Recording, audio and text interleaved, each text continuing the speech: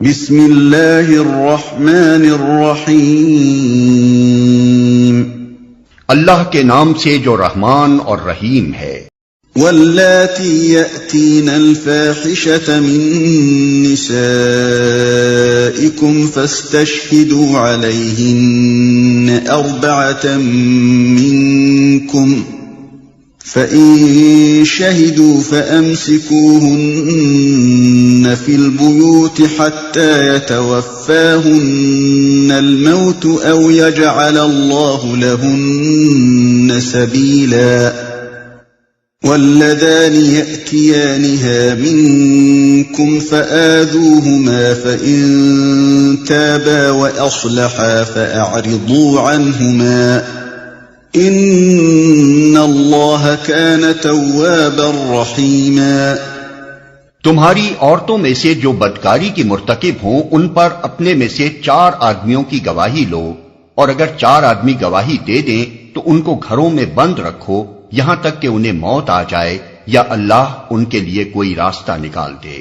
اور تم میں سے جو اس فعل کا ارتکاب کریں ان دونوں کو تکلیف دو، پھر اگر وہ توبہ کریں اور اپنی اصلاح کر لیں تو انہیں چھوڑ دو کہ اللہ بہت توبہ قبول کرنے والا اور رحم فرمانے والا ہے۔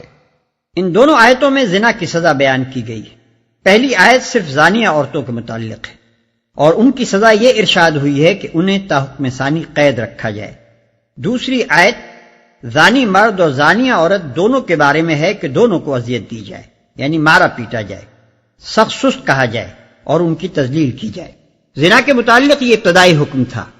بعد میں سورہ نور کی آیت نازل ہوئی جس میں مرد اور عورت دونوں کے لیے ایک ہی حکم دیا گیا کہ انہیں 100 کوڑے لگائے جائیں۔ اہل عرب چونکہ اس وقت تک کسی باقاعدہ حکومت کے ماتحت رہنے اور عدالت و قانون کے نظام کی اطاعت کرنے کے عادی نہ تھے، اس لیے یہ بات حکمت کے خلاف ہوتی اگر اسلامی حکومت قائم ہوتے ہی ایک قانون تعزیرات بنا کر دفعتاً ان پر نافذ کر دیا جاتا۔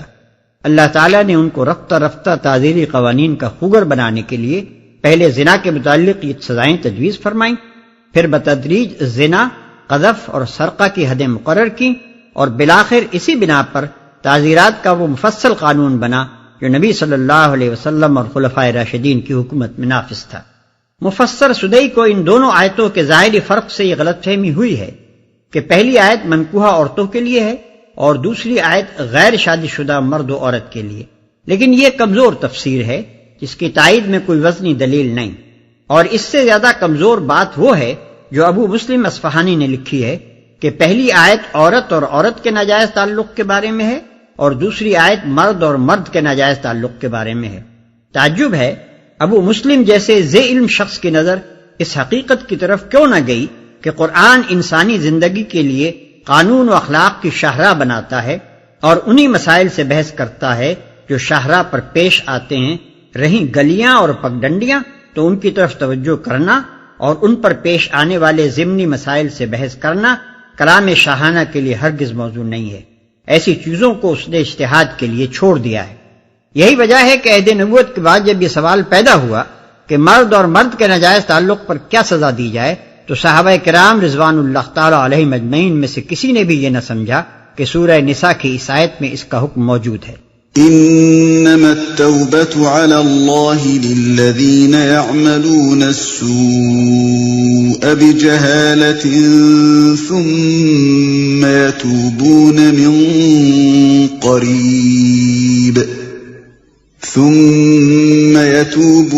من قريب فأولئك يتوب الله عليهم وَكَانَ اللَّهُ عَلِيمًا حَكِيمًا۔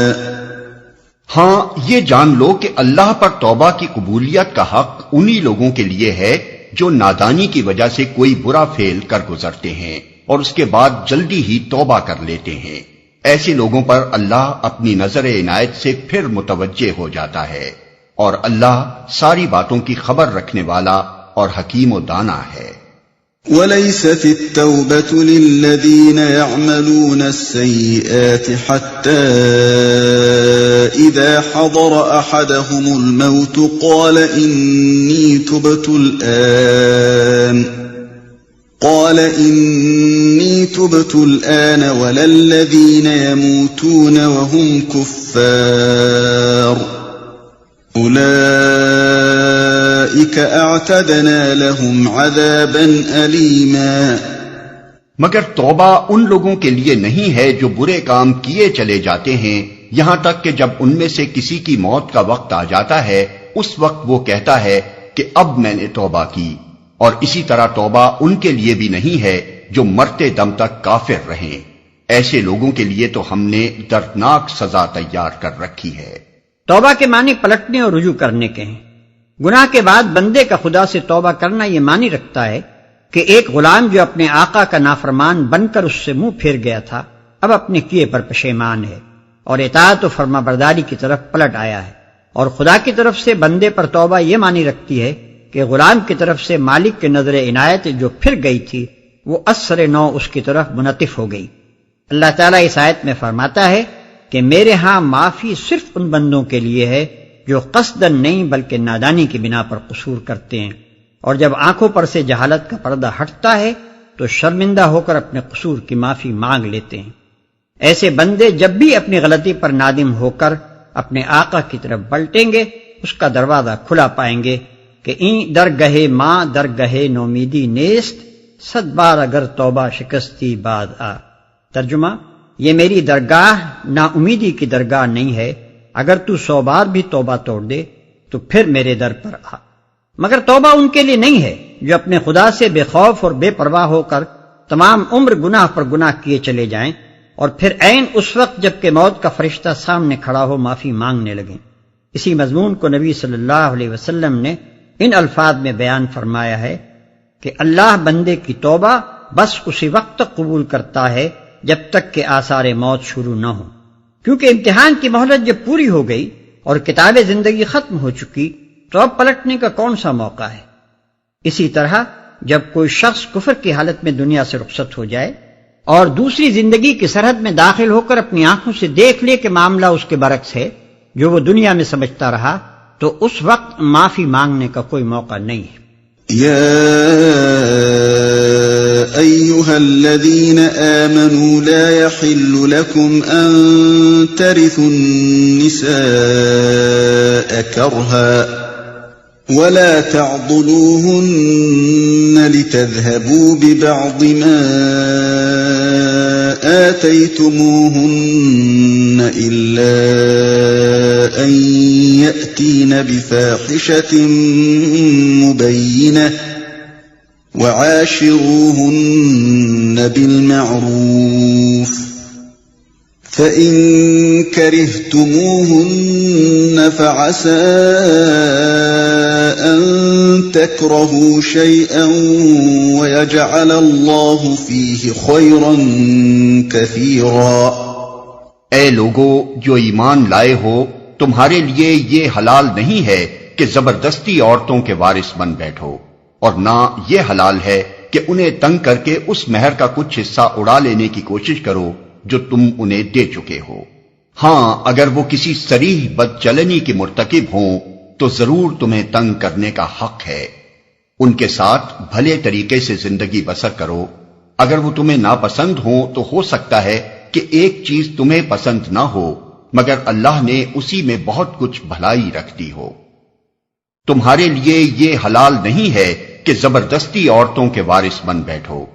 اس سے مراد یہ ہے کہ شوہر کے مرنے کے بعد اس کے خاندان والے اس کی بیوہ کو میت کی میراث سمجھ کر اس کے ولی وارث نہ بن بیٹھے. عورت کا شوہر جب مر گیا تو وہ آزاد ہے، عدت گزار کر جہاں چاہے جائے اور جس سے چاہے نکاح کر لے. وہ کسی صریح بدچلنی کی مرتکب ہوں تو ضرور تمہیں تنگ کرنے کا حق ہے. مال اڑانے کے لیے نہیں بلکہ بدچلنی کی سزا دینے کے لیے. اللہ نے اسی میں بہت کچھ بھلائی رکھ دی ہو. یعنی اگر عورت خوبصورت نہ ہو یا اس میں کوئی اور ایسا نقص ہو جس کی بنا پر وہ شوہر کو پسند نہ آئے تو یہ مناسب نہیں ہے کہ شوہر فوراً دل برداشتہ ہو کر اسے چھوڑ دینے پر آمادہ ہو جائے. حتی الامکان اسے صبر و تحمل سے کام لینا چاہیے. بسا اوقات ایسا ہوتا ہے کہ ایک عورت خوبصورت نہیں ہوتی مگر اس میں بعض دوسری خوبیاں ایسی ہوتی ہیں جو ازدواجی زندگی میں حسن صورت سے زیادہ اہمیت رکھتی ہیں.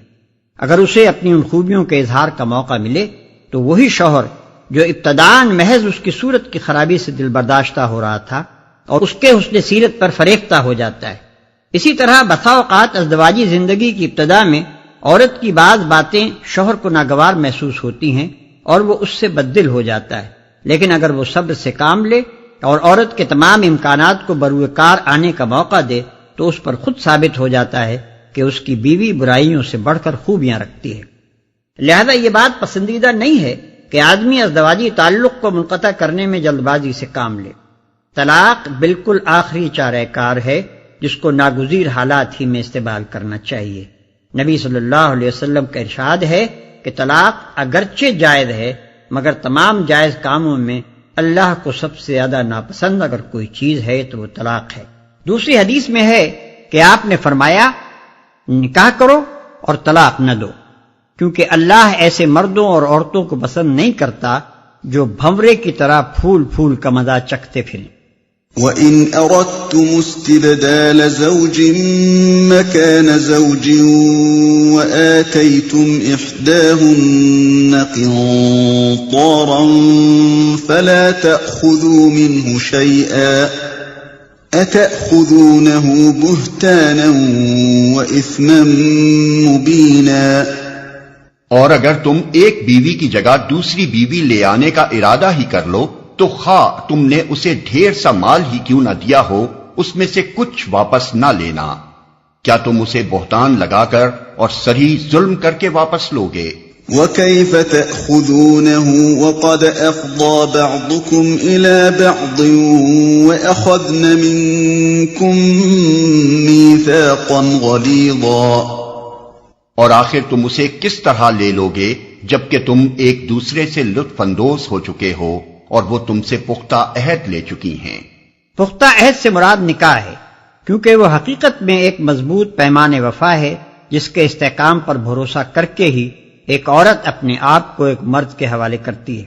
اب اگر مرد اپنی خواہش سے اس کو توڑتا ہے تو اسے وہ معاوضہ واپس لینے کا حق نہیں ہے جو اس نے معاہدہ کرتے وقت پیش کیا تھا۔ وَلَا تَنكِحُوا مَا نَكَحَ آبَاؤُكُم مِّنَ النِّسَاءِ إِلَّا مَا قَدْ سَلَفَ إِنَّهُ كَانَ فَاحِشَةً وَمَقْتًا وَسَاءَ سَبِيلًا۔ اور جن عورتوں سے تمہارے باپ نکاح کر چکے ہوں ان سے ہرگز نکاح نہ کرو مگر جو پہلے ہو چکا سو ہو چکا۔ در حقیقت یہ ایک بے حیائی کا فعل ہے، ناپسندیدہ ہے اور برا چلن ہے، مگر جو پہلے ہو چکا سو ہو چکا۔ تمدنی اور معاشرتی مسائل میں جاہلیت کے غلط طریقوں کو حرام قرار دیتے ہوئے بالعموم قرآن مجید میں یہ بات ضرور فرمائی جاتی ہے کہ جو ہو چکا سو ہو چکا۔ اس کے دو مطلب ہیں، ایک یہ کہ بے علمی اور نادانی کے زمانے میں جو غلطیاں تم لوگ کرتے رہے ہو ان پر گرفت نہیں کی جائے، بشرطے کہ اب حکم آ جانے کے بعد اپنے طرز عمل کی اصلاح کر لو اور جو غلط کام ہیں انہیں چھوڑ دو۔ دوسرے یہ کہ زمانہ سابق کے کسی طریقے کو اب اگر حرام ٹھہرایا گیا ہے تو اس سے یہ نتیجہ نکالنا صحیح نہیں ہے کہ پچھلے قانون یا رسم و رواج کے مطابق جو کام پہلے کیے جا چکے ہیں ان کو کالعدم اور ان سے پیدا شدہ نتائج کو ناجائز اور عائد شدہ ذمہ داریوں کو لازماً ساقط بھی کیا جا رہا ہے۔ مثلاً اگر سوتیلی ماہ سے نکاح کو آج حرام کیا گیا ہے تو اس کے معنی یہ نہیں ہے کہ اب تک جتنے لوگوں نے ایسے نکاح کیے تھے ان کی اولاد حرامی قرار دی جا رہی ہے اور اپنے باپوں کے مال میں ان کا حق وراثت ساقط کیا جا رہا ہے۔ اسی طرح اگر لین دین کے کسی طریقے کو حرام کیا گیا ہے تو اس کا مطلب یہ نہیں ہے کہ پہلے جتنے معاملات اس طریقے پر ہوئے ہیں انہیں بھی کالعدم ٹھہرا دیا گیا ہے اور اب وہ سب دولت جو اس طریقے سے کسی نے کمائی ہو اس سے واپس لی جائے گی یا مال حرام ٹھہرائی جائے گی۔ ناپسندیدہ ہے اور برا چلن ہے۔ اسلامی قانون میں یہ فعل فوجداری جرم ہے اور قابل دستاندازی پولیس ہے۔ ابو داؤد، نسائی اور مسند احمد میں یہ روایات ملتی ہیں کہ نبی صلی اللہ علیہ وسلم نے اس جرم کا ارتکاب کرنے والوں کو موت اور ضبطی جائیداد کی سزا دی ہے، اور ابن ماجہ نے ابن عباس رضی اللہ عنہما سے جو روایت نقل کی ہے اس سے معلوم ہوتا ہے کہ حضرت صلی اللہ علیہ وسلم نے یہ قاعدہ کلیہ ارشاد فرمایا تھا کہ جو شخص محرمات میں سے کسی کے ساتھ زنا کرے اسے قتل کر دو۔ فقہا کے درمیان اس مسئلے میں اختلاف ہے۔ امام احمد رحمۃ اللہ علیہ تو اسی بات کے قائل ہیں کہ ایسے شخص کو قتل کیا جائے اور اس کا مال ضبط کر لیا جائے۔ امام ابو حنیفہ رحمۃ اللہ علیہ، امام مالک رحمۃ اللہ علیہ اور امام شافعی رحمۃ اللہ علیہ کی رائے یہ ہے کہ اگر اس نے محرمات میں سے کسی کے ساتھ زنا کی ہو تو اس پر حد زنا جاری ہوگی، اور اگر نکاح کیا ہو تو اسے سخت عبرتناک سزا دی جائے گی۔